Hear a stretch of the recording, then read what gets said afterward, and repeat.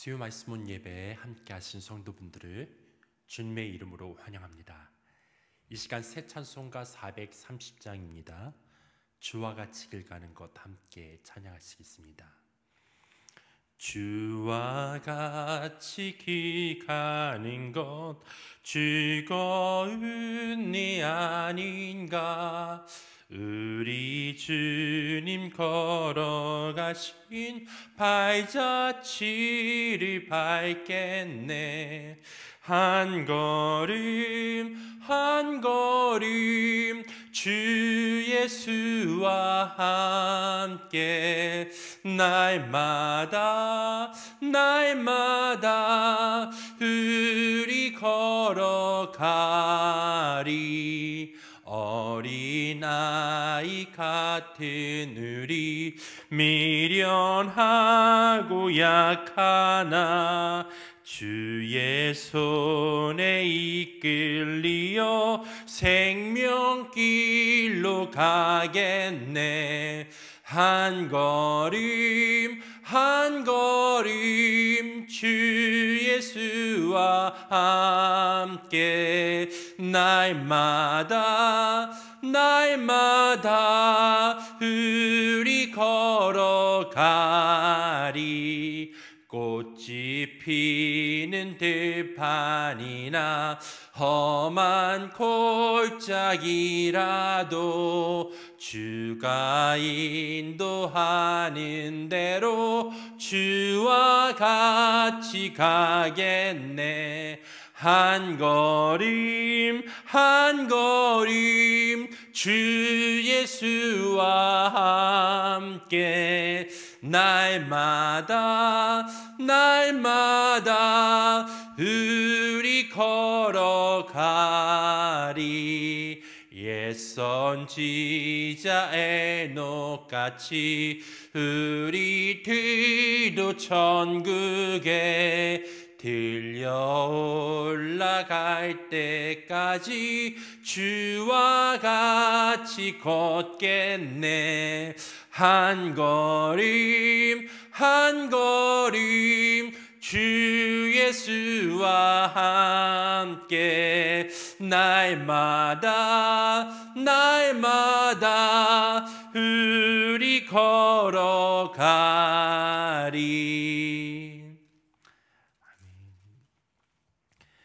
이어서 445장입니다. 태산을 넘어 험게 가도 찬양하시겠습니다. 태산을 넘어 험곡에 가도 빛 가운데로 걸어가면 주께서 항상 지키시기로 약속한 말씀 변치 않네. 하늘의 영광 하늘의 영광 나의 맘속에 차고도 넘쳐 할렐루야를 힘차게 불러 영원히 주를 찬양하리.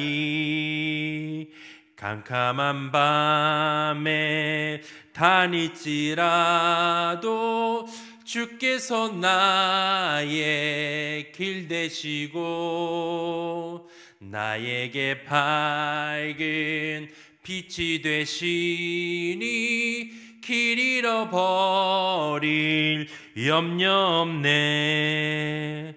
하늘의 영광 하늘의 영광 나의 맘속에 차고도 넘쳐 할렐루야를 힘차게 불러 영원히 주를 찬양하리. 광명한 그 빛 마음의 바다 찬란한 천국 바라보고 할렐루야를 힘차게 불러 날마다 빛에 걸어가리. 하늘의 영광, 하늘의 영광, 나의 맘속에 차고도 넘쳐. 할렐루야를 힘차게 불러 영원히 주를 찬양하리. 하늘의 영광, 하늘의 영광, 나의 맘속에 차고도 넘쳐. 할렐루야를 힘차게 불러 영원히 주를 찬양하리. 아멘. 하나님, 오늘도 우리의 유일한 소망 되신 주를 바라보며 예배합니다. 이 시간 주의 말씀을 듣게 될 때 우리 영혼이 소생될 뿐만 아니라 그 말씀이 이 어두운 날에 빛이 된다는 것을 깨닫고 날마다 그 말씀과 함께 동행하며 또 힘을 얻는 하나님의 백성 될 수 있도록 주님 은혜를 허락하여 주옵소서. 이 시간 말씀이 전하시는 목사님 가운데 성령으로 기름 부어 주옵소서. 이 시간 주님 앞에 의탁합니다. 감사합니다. 예수님의 이름으로 기도했습니다. 아멘. 할렐루야. 말씀 온 예배, 수요 말씀 온 예배. 오늘 주시는 말씀은 창세기 1장 28절에서 2장 3절까지의 말씀입니다. 성경적 노동관, 일, 노동의 가치와 사명이란 제목으로 말씀을 전할 텐데 본문 말씀을 잠시 읽어보도록 하겠습니다. 하나님이 그들에게 복을 주시며 하나님이 그들에게 이르시되 생육하고 번성하여 땅에 충만하라. 땅을 정복하라. 바다의 물고기와 하늘의 새와 땅에 움직이는 모든 생물을 다스리라 하시니라. 하나님이 이르시되 내가 온 지면에 씨 맺는 모든 채소와 씨 가진 열매 맺는 모든 나무를 너희에게 주노니 너희의 먹을거리가 되리라. 또 땅의 모든 짐승과 하늘의 모든 새와 생명이 있어 땅에 기는 모든 것에는 내가 모든 푸른 풀을 먹을거리로 주노라 하시니 그대로 되니라. 하나님이 지으신 그 모든 것을 보시니 보시기에 심히 좋았더라. 저녁이 되고 아침이 되니 이는 여섯째 날이니라. 천주와 만물이 다 이루어지니이다. 지니라. 하나님이 그가 하시던 일을 일곱째 날에 마치시니 그가 하시던 모든 일을 그치고 일곱째 날에 안식하시니라. 하나님이 그 일곱째 날을 복되게 하사 거룩하게 하셨으니 이는 하나님이 그 창조하시며 만드시던 모든 일을 마치시고 그날에 안식하셨음이니라. 네, 이 본문의 말씀을 통해서 사람들에게 하나님께서 창세기 첫 장면에 우리에게 일할 것에 대해서 명령하신 본문을 우리는 찾아볼 수 있습니다. 보통 노동, 곧 일하는 것에 일 자체에 대한 여러 가지 생각들이 시대마다 다 달랐습니다. 한때 조선시대의 양반들은 육체적 노동을 꺼리고 농부들이나 상인들은 또 일하는 계층으로 그냥 그렇게 여겨지고 이 육체적 노동 자체를 별로 중요하게 생각하지 않는 그 시대적인 또 상황적인 그런 가치들이 있습니다. 어쨌든 오늘 노동에 대해서 우리는 성경적 가치는 무엇인지 조금 마음에 새기면서 우리가 하고 있는 일, 또 일에 대한 의미, 가치, 성경적 보편적 가치가 무엇인지를 마음에 새겨서 또 이 시대에 마땅히 우리가 보여야 될 삶의 모범들을 함께 보일 수 있기를 소망해 봅니다.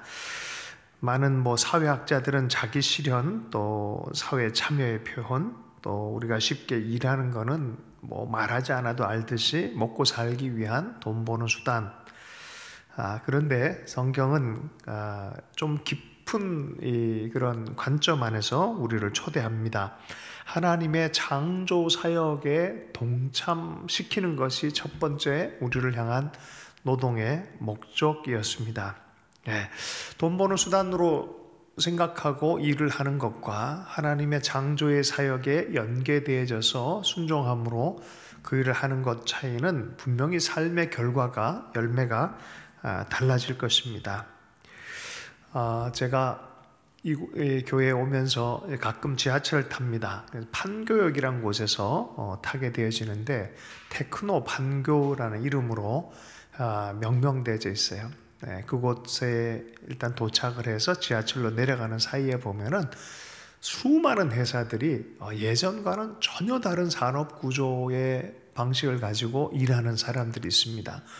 이게 일인가 싶을 정도로 정말 하이테크 시대에 정말 이 상상도 못하는 일거리들로 사람들 안에 정말 테크노란 이름을 붙인 것처럼 기술을 가지고 또 어떤 아이디어를 가지고 산업을 일으키는 일들을 하는 사람들이 그곳에 가득 채워져서 전혀 다른 산업군이 나오고 일하는 것을 보게 되어지면서 정말 성경적 노동관에 대해서 또 가치에 대해서 새롭게 인식해야 될 필요성을 더 느끼는 그런 경험을 한 적이 있습니다. 일이란 무엇일까? 이들에게 일은 무엇일까?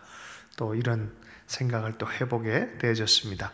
오늘 그런 주제들을 좀 다루도록 하겠습니다. 노동의 의미는 무엇인가?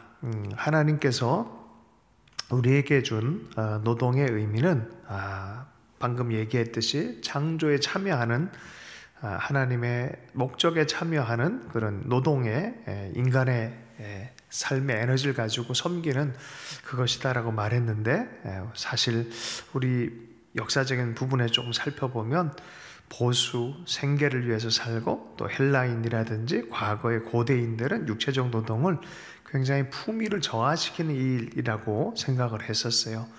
헬라 시대, 그리스 시대에는 특별히 육체가 영혼을 붙들고 있는 감옥과 같다라고 표현할 정도로 육체적인 노동을 천하게 여기는 그런 시대도 있었습니다.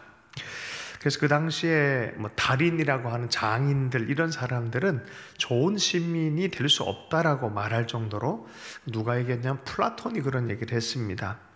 또한 돈 벌기 위한 사업을 마음을 비천하게 하는 것이다라고 생각한 철학자 아리스토텔레스도 그런 생각을 했었습니다. 그러니까 그런 생각들의 이 흐름들이 있어요. 그런 흐름으로 쭉 오다 보면은 묵상하고 하나님 생각하고 막 이런 것들은 굉장히 좋지만 육체적 노동자들은 낮은 위치에 있는 것처럼 그런 생각을 가지게 되어지는 것이죠. 현대에서의 노동의 의미도 좀 그런 측면들이 없지 않아 있겠습니다. 삶의 실체, 그래서 이 재정적인 독립을 이루어서 재정 먹고 사는 이 노동으로부터 좀 빨리 벗어나자, 이런 얘기들을 요새 많이 이렇게 하고, 젊은이들 안에서도 그런 재정 독립, 그래서 좀 편하게 살자라고 하는 그런 것이 아주 유행처럼 번지고도 있습니다. 독특한 기술, 능력을 가진 그런 사람들이 자기의 인격을 가지고 자기의 은사를 갖고 노동에 참여하고 그 노동의 가치를 통하여 자기 실현과 사람들을 섬기는 그런 일들, 이런 목표보다는 어떻게 하면 노동에서 좀 벗어날까라는 그런 마음은 어디서부터 비롯되었겠습니까? 노동에 대한 생각이 그런 것이죠. 노동에서 벗어나는 것, 천한 것에서 벗어나는 것, 이런 생각들이 많이 있지 않겠습니까? 편안함 안에서 좀 그렇게 살고 싶고, 또 어떻게 보면 진짜 만족감, 또 자신의 삶의 전체 의미를 가지고 참된 자기 실현을 하고 또 봉사하고 하나님께 영광 돌리는 그런 삶보다는 이 노동은 무익하고 의미가 없다라고 생각하니까 빨리 그 노동에서 벗어나고 싶다라고 하는 그런 마음들이 들지 않겠습니까? 가족도 부양하고 먹고 사는 문제를 해결하고 또 사회에 대한 봉사와 하나님 주신 책임의식까지 가져간다는 것은 참 요원한 듯한 느낌이 들어요. 그런 생각을 갖고 있는 사람들에게는 봉사하자, 또 하나님께 영광 돌리자 한다 그러면은 두 배로 힘든 것 같이 느껴질 때도 있습니다. 왜 어떻게 해서 노동이 이렇게 잘못되어진 이 다른 의미로서 벗어나고 싶은 그런 의미로 우리에게 왔을까요? 창세기 오늘 읽었던 본문에서는 하나님이 창조 사역에 동참시키는 노동으로 시작되었지만 인간의 타락 이후에 노동이 저주로 변환이 되었다는 것을 또한 우리에게 보여주기 때문에 그렇습니다. 땅을 경작하라라는 음성, 주님의 말씀이 변개되진 않았지만 사람들이 죄를 범하면서 일 자체가 굉장히 고통스러운 그런 죽음의 냄새, 어둠의 문화가 싹튼 것은 사실입니다. 왜냐하면 그 마음이 타락되어짐으로 말미암아 하나님의 생명으로부터 벗어남으로 말미암아 엉겅퀴를 내고 고난스럽게 땀을 흘려야만 먹고 살 수 있는, 근근히 먹고 살 수 있는 그런 노동 현장이 삶의 현장이 됐다라고 성경은 이야기를 합니다. 하나님을 사랑하고 섬기는 노동에서, 하나님을 사랑하고 섬기는 삶의 어떤 이 체계에서 근근히 먹고 살아야만 하는 그런 실존적인 운명 같은 것이 노동이 되어버렸습니다. 사람들이 살아가는 삶의 옷과 같은 게 이제 문화 아니겠습니까? 또 일하는 방식 아니겠습니까? 그런데 그렇게 하나님 영광 돌리고 사람을 섬기도록 즐겁게 초대하는 그런 문화와 그런 일이 아니라 하나님과 분리되어진 문화, 분리되어진 일에 대한 개념이 시작이 되어진 것입니다. 그래서 죄로 인해서 일에 대한 가치관들이 아주 하향평준화가 되어버렸습니다. 먹고 사는 문제, 이 정도 수준으로 내려와 버린 것이죠. 그러니 노동이 천시가 되어지는 그런 개념으로 계속해서 보게 되어집니다. 여러분, 예수 그리스도 안에 있으면 우리가 영혼의 구원뿐만 아니라 삶의 전체적인 태도와 먹고 사는 이 일에 대한, 노동에 대한 문제도 구속받는 것이 사실 성경적인 의견인데요. 조금 더 이따가 좀 나누도록 하고, 근대의 산업혁명 시대에 많은 사람들 기술이 발전되어지고 또 대량 생산이 가능해졌을 때 사람들에게 어떤 재정적 자유가 생기는 것이 아니라 도리어 창의성이 억압당하고 개인의 자유가 억압당할 정도가 아니라 전체주의적인 집단이 되어지고 많은 노동에 대한 억압이 생기고 그것으로부터 생산량을 뽑아내려고 하는 가진 자들만의 어떤 이 좋게 여겨지는 그런 시대가 있었어요. 그러다 보니까 직업 자체가 인간을 소외하는 그런 과학이 발달되고 기술이 발달될수록 사람들이 점점 하나님의 원래 노동의 가치로부터 소외가 되어져요. 부품화되어져 버립니다. 그래서 일하는 것, 그러한 것들이 점점 더 하나님께서 원래 본래 의도한 것과는 전혀 다른 비본래성들이 일의 개념에도 나타나는 것이죠. 산업혁명 시대에 자본가를 제외한 노동하는 대부분의 사람들이 노동 자체가 너무 고통이 되어지는 것이죠. 그래서 직업에 대한 소명감이 회복되어지고 생동감 있게 우리가 갖기가 참 어려운 그런 것입니다. 그런데 정말 하나님은 노동에 대해서 계속 그렇게 두실 것이 아니죠. 하나님과 예수 그리스도 안에서 이 모든 것이 노동의 가치가 있고 또 바른 의미를 가져서 바른 지향점을 갖고 살도록 우리를 초대하고 있다는 것이 오늘 말씀의 또 한 주제이기도 합니다. 히브리인들, 곧 성경의 하나님의 사람들에게는 처음부터 하나님께서 노동은 하나님의 명령의 일부이고 또 그것을 통해서 하나님의 일에, 삶의 소명에 초대받는 것으로 이해를 했습니다. 여러분, 이제 노동의 가치와 소명 부분으로 좀 옮겨가서 함께 좀 나눠볼 텐데요. 예수님께서는 생애 30년 동안 몫으로 사셨다는 것을 우리가 기억할 필요가 있습니다. 몫으로 실제로 아버지 요셉과 더불어서 목수의 삶을 성실하게 살아오신 분이십니다. 몸으로 일을 하면서 사셨던 분입니다. 사도 바울도 그랬습니다. 복음을 전하다가 천막을 만드는 시즌이 있었습니다. 후원이 많이 있었을 때는 복음을 전하고 교회 일을 섬기다가 또 누구에게 피해를 주지 않기 위해서 스스로가 생계 부분을 또 텐트를 만드는, 천막 만드는 사람으로 준비를 하면서 계속해서 일도 하고 복음도 전하는, 복음 사역에 대해서도 복음 사역하면서 보수를 요구할 수 있는 권리가 있었지만 그렇게 폐를 끼치고 싶지 않다고 하면서 계속해서 천막을 만들면서 일하면서 주의 복음 사역을 했던 것을 우리가 기억합니다. 초대교회에서는 바울뿐만 아니라 전도자들이 스스로 일을 하면서 복음 전하는 것이 거의 보편적이다라고 보면 맞겠습니다. 12사도의 교훈집이라고 하는 한 1세기 부분에 나온 교회 최초의 법령집 중에 나온 내용이라고 합니다. 한두 번 들었던 내용인데 아주 흥미로워서 제가 가져왔어요. 한번 읽어드리겠습니다. 너희에게 오는 사도들은 누구나 주와 같이 영접하라. 그리고 사도는 하루 또는 만일 필요하다면 다음 날도 계속 머물 수가 있다. 그러나 만일 3일간 머문다면 그는 거짓 선지자이다.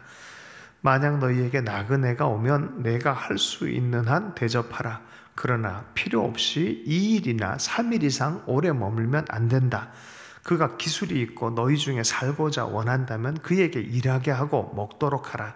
그러나 그가 아무 직업이 없다면 그가 그리스도인으로서 너희 중에 나태한 생활을 하지 않도록 하라. 만약 그가 그렇게 하지 않는다면 그는 그리스도를 파는 자다. 대단한 이 얘기 아니겠습니까? 성실하게 일할 것에 대해서 얘기를 하고 일하면서 복음 사역을 감당하게끔 해라라고 말한 것이죠. 초대교회 복음 전하는 가르치는 자들이 특별한 혜택을 받는 것이 없었습니다. 최소한의 빵과 기술, 그런 업으로 자기 필요를 채우면서 하나님의 나라 일들을 했던 것을 보게 되어집니다.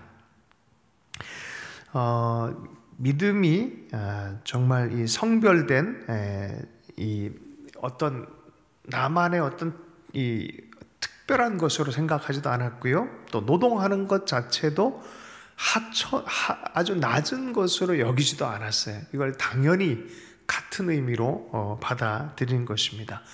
어떻게 보면 먹고 사는 문제를 무시하거나 전시하거나 그러지 않고 하나님 나라에 예배하는 그런 것과 연동되어져서 같은 의미로 삶의 태도로, 믿음의 태도로 받아들이고 있다는 것입니다. 일하는 것 자체를 믿음의 태도로 받아들이고 있다는 것입니다. 노동을 경시하지 않고 당연한 것으로 여겼고 하나님 창조의 질서에 순응하는 것으로 여겼습니다. 노동이 예배다 할 정도로 하나님 앞에서 행할 것을 주문하고 있습니다. 우리가 그런 의식과 그런 의미를 가지고 바라보더라도 참 일이라는 것은 때를 따라 보면은 피곤한 노역처럼 확실히 여겨질 때도 있고, 어떻게 보면 정말 이 어렵고 힘든 사람들에게는 이게 노동 자체의 기회도 참 감사하지만 노동 자체의 힘듦이 얼마나 큰 힘듦인지 우리가 알기 시작합니다. 우리 윗세대는 손발이 다 갈라지고 지문이 씌워질 정도로 그 격한 노동을 하면서 그리고 계속해서 더 할 수밖에 없는 대부분의 노동자의 삶들을 이렇게 어른 세대는 겪고 살았던 것을 우리가 알고 있습니다. 인간 중심 사고가 이래도 계속 일하는 것의 의미, 믿음을 따라 보지 못하게 하는 현실성이 분명히 있어요. 그런데 그렇다 손치더라도 우리가 하나님의 의도를 가지고 노동이 얼마나 귀한 것인지를 우리가 계속해서 인지하고 성경적 의견을 받아들이지 않으면 계속해서 우리는 저주스러운 일을 하는 저주스러운 존재성을 가질 수밖에 없다는 거예요. 그러므로 성경 안에서 종교개혁자들은 이 부분을 명확하게 했어요. 비참한 삶이 아니라 노동 자체를 상승시켜서 바른 의미와 바른 눈으로 보며 자기 존엄성을 지키면서 하나님 나라의 일들을 할 수 있도록 격려해주고 있는 것이 바로 성경의 의견이고 또 종교개혁자들, 프로테스탄트의 윤리관, 직업관이다라고 얘기를 합니다. 신약 성경 12사도뿐만이 아니라 신약 성경에서도 일반적으로 생계를 위해서 일하는 것을 격려해 주고 있어요. 데살로니가후서 3장 10절에 보면 일하기 싫어하거든 먹지도 말라라고 말했습니다. 예수님의 모본을 따라서 일하는 것은 당연히 신도의 의무다라고 얘기를 합니다. 인간이 무엇을 하는가에, 여러분, 노동은 인간이 무엇을 하는가에 달려있지 않고 왜 일을 하며 어떻게 일을 하는가에 달려있어요. 그러므로 내가 어떤 일을 한다, 일의 귀천이 아니라 그 일을 왜 하느냐, 어떻게 하느냐, 어떤 의미로 하느냐, 어떤 눈으로 하느냐, 이것이 바로 노동의 중요성이 여기에 들어가 있다는 거예요. 지난번에도 얘기했듯이 돌을 깎고 있는 사람 3명에게 물었을 때 당신 뭐 하슈? 그랬더니 뭐 보면 모르쇼. 내가 오늘 먹고 살려고 돌 깨고 있지 않소? 라고 하죠. 또 한 사람에게 물었더니 당신은 뭐 하쇼? 했더니 나는 우리 가족을 먹여 살리고 또 여기에 좋은 건물을 지으려고 하고 있습니다. 라고 하는 돌 깨는 사람이 있어요. 3번째 사람에게 나는 이곳에 귀한 성전을 짓고 있고 또 내 삶의 은사를 가지고 살고 있고 그걸 따라서 먹고 사는 생계 문제와 가족도 섬기고 주변 사람을 섬기고 있습니다 라는 그런 의미로 일할 때 분명히 같은 일을 하지만 다른 의미가 있는 것을 보게 되어집니다. 누가 더 삶에 대한 또 결과가 더 숙련된 결과를 나오게 될지, 늘 지겨워하고 어려워하면서 일하는 사람과 전혀 다른 삶의 태도가 있지 않겠습니까? 좀 그런 의미에서 또 우리 종교개혁자의 노동관도 잠시 살펴보도록 하겠습니다. 첫 번째는 루터의 노동관인데요. 종교개혁을 통해서 노동관을 확 바꿔버렸어요. 직업관, 사명관을 완전히 바꿨어요. 로마 카톨릭은 종교와 세속을 분명하게 구분을 했어요. 그런데 종교개혁자였던 루터에 의해서 이것을 제사장과 그냥 일하는 사람 이렇게 구분되어진 것 같은 이런 세계를 다 없애버린 것처럼 보이지만 사실 없애버린 게 아니라 모든 기독교인들, 하나님의 사람들을 상승시켜서 모두가 제사장이다라고 말하는 그런 의미를 만들어 성경에서 끌어내게 했습니다. 모든 직업이 성속 우열을 가리지 않고 자기 직업에 충실할 것에 대해서 말했어요. 만약에 예배를 드리는 사람들, 예배를 주관하는 사람들이 성실하지 않는다면 그거 불충성한 것이다 라고 말하고, 만약에 세속적인 일을 하는 사람이 충실하게 성실하게 일한다, 그거 하나님 일을 하는 것이다 라고 말하는 그런 평준화를 만들어 버렸다는 것입니다. 모든 사람에게 직업을 주셨는데 그 직업 자체가 하나님의 소명으로 이해할 수 있도록, 성직자와 같이 생각할 수 있도록 그렇게 전환을 시켜놨어요. 새로운 기독교 윤리가 탄생하게 되어진 것입니다. 이룬 거룩한 부르심이고 사명을 완수하는 과정이다라고 이해하게 했습니다. 칼빈이란 분은 한 걸음 더 나가게 했습니다. 한 걸음 더 나가, 원리를 루터가 마련했다면 거기서 조금 더 나가서 실행할 수 있도록 한 사람이 바로 칼빈인데, 칼빈은 특별히 청지기로서의 직업관을 가지라라고 말했습니다. 나에게 맡겨준 직업, 그것을 가지고 하나님 앞에 결산할 날이 있다는 것을 기억해서 청지기로서, 청지기가 뭡니까? 대신 맡은 사람으로서 이것의 주인은 하나님이시고 내가 이걸 맡고 있기 때문에 나중에 결산할 걸 생각해서 최선을 다해서 일할 것에 대해서 주문하고 있습니다. 여기에는 어떤 향락이라든지 배금주의라든지 이런 우상숭배적 요소가 있을 수가 없습니다. 청지기로서의 직업관을 가지라라고 말합니다. 예수님께서도 하나님 아버지가 일하시니 나도 일한다라고 했던 것처럼 일에 대해서 최선을 다하는 충실한 종이 되어지는 것에 대해서 말해줍니다. 직업을 통해서 하나님을 기쁘시게 하는 그런 정직이적 삶으로서의 노동에 대해서 얘기를 했습니다. 두 번째는 직업 자체가 그런 의미에서 정직일 뿐만이 아니라 소명이다라고 주장합니다. 모든 사람이 제사장직처럼 각자의 직업 안에서 하나님의 부르심의 자리라고 믿고 노동에 대해서, 직업에 대해서 소명의식을 가져라라고 하는 것이죠. 직업 소명설이라고 합니다. 어거스틴은 이렇게 얘기를 했어요. 노동은 비록 유용하지만 그 자체가 하나님의 형벌이다라고 얘기를 했지만, 이 칼빈은 모든 사람의 직업은 하나님께서 주신 것이기에 특별한 뜻이 있다라고 보는 것이죠. 이 두 요소가 같이 중첩되어 있는 건 사실입니다. 죄로 인해서 타락되어진 어떤, 계속 밑으로 내려가려고 하는 직업에 대한 의미성이 있고, 노동에 대한 의미성이 있다면, 예수 그리스도와 그 복음의 말씀을 통하여 원래의 모양으로, 형상으로 회복될 때 노동과 직업을 향한 이러한 의미성도 상승이 되어지는 거죠. 원래의 의미들이 다시 부여가 되어지기 시작합니다. 그런 의미에서 하나님의 의도와 뜻을 따라서 내 삶의 현장, 곧 노동에 대해, 일에 대해서, 직업에 대해서 다시 생각하게 되어지면은 바로 그것이 하나님께 주신 특별한 뜻이라는 것입니다. 각자를 부르신 하나님의 소명으로 받아들일 수 있다는 것입니다.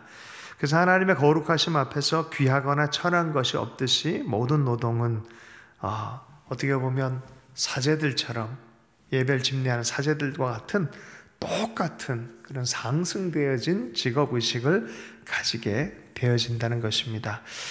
좀 마무리하면서 성경적 노동관을 좀 더 다시 한번 강조하며 보겠습니다. 그래서 전체적으로 보면은 하나님의 창조 사역으로 사람이 세상에서 마땅히 할 일을 그 의무감으로 받아들이는 것이 노동일진데, 죄로 인해서 저주와 고통과 슬픔의 의미, 근근히 먹고 살아야만 하는 그런 노동의 의미가 중첩되어진 것을 우리는 보게 되어집니다. 창세기 2장에서 타락 이전의 노동에서는 근본적으로 하나님의 창조 사역의, 또 구원 사역의 그 일부로서 우리에게 꿈을 꾸게 해줘요. 땅을 정복하라, 땅에 충만하라. 이것은 뭐 파괴적 정복이라기보다 가지고 있는 에너지, 은사, 그런 좋은 것들 갖고 그 땅과 자원을 하나님의 목적에 맞게끔 건설하고 만들어가는 그런 꿈을 꾸게 하는 노동인 것이죠. 여러분, 예수 그리스도께서도 노동의 환경에서 직접 노동하셨고 열심과 충실성을 가지고 일했다는 것을 기억해야 됩니다.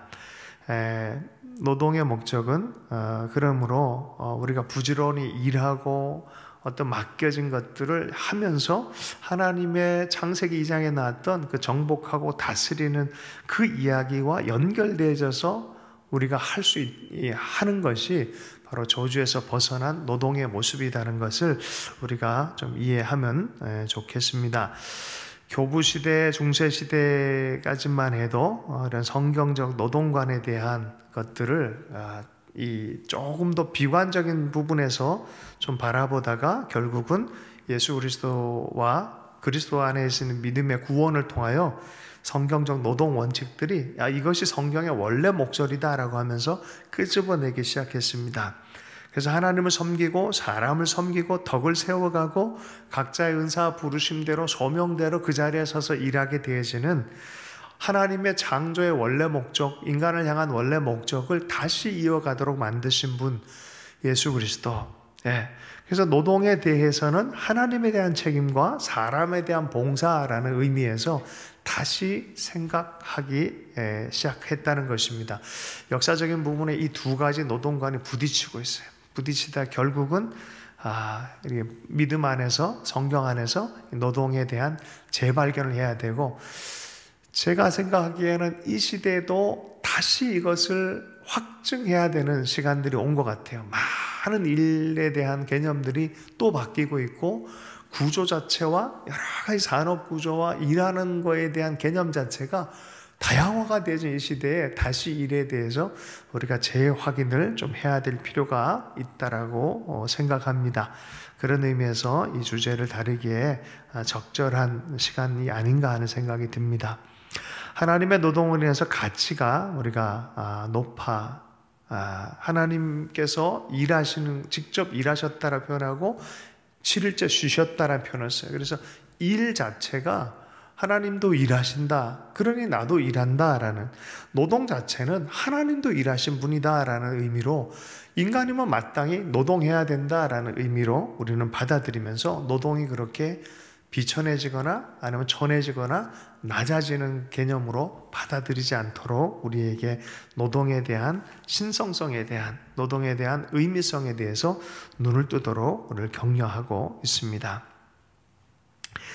여러분, 인간이 일하지 않고는 살 수가 없는 것이 현실입니다. 노동도 참 피곤하고 힘든 경우도 사실입니다. 그럼에도 불구하고 그런 압박을 통해서 인간은 일함으로 게으름을 극복하고 먹고 사는 수단 정도가 아니라 더 나아가서 일하면서 뜻을 발견하고 하나님의 뜻을 수종드는 그런 일들까지 우리는 전진해야 되는 것입니다. 사실 노동 없이는 어떤 욕구도 온전히 채울 수가 없죠. 인간이라면 당연히 일을 해야 되는 거예요. 그래서 일하기 싫거든 먹지도 말라라고 서신서에서 얘기한 것이 그런 의미 아니겠습니까? 우리가 마땅히 욕구를 바르게 채우기 위해서는 우리는 노동을 해야 하는 사람들입니다. 노동은 인간에게 필연적인 사실입니다.